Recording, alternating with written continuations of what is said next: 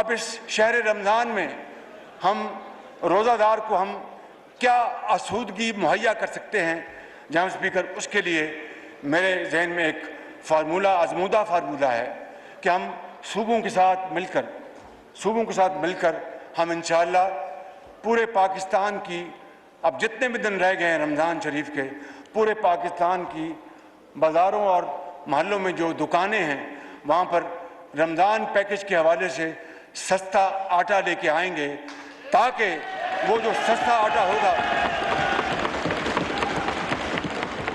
تاکہ وہ سستا آٹا جو ہوگا، اگر اس میں فرض لیجئے 100 روپیہ، 150، 2 روپیہ بچت، 200 روپیہ بچت ہوتی ہے، تو وہ بیچارہ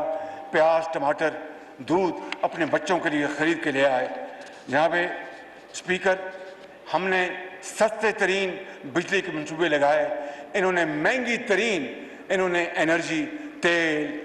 فرنس آئل لے کے آئے اور LNG نہیں منگوائی، جس کی وجہ سے مہنگی ترین بجلی پیدا ہو رہی ہے۔ اس سے زیادہ اس ملک کا دیوالیہ اور کس طرح ہو سکتا ہے کہ سستی گیس جو تھی اس کو نہ لے کے آئے اور مہنگا ترین تیل اور فرنس آئل لے کے آئے، جس سے کہ یقیناً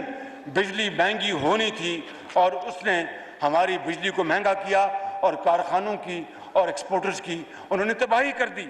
میں سمجھتا ہوں کہ اس کو ہم انشاءاللہ ضرور پوری کوشش سے ایڈریس کریں گے۔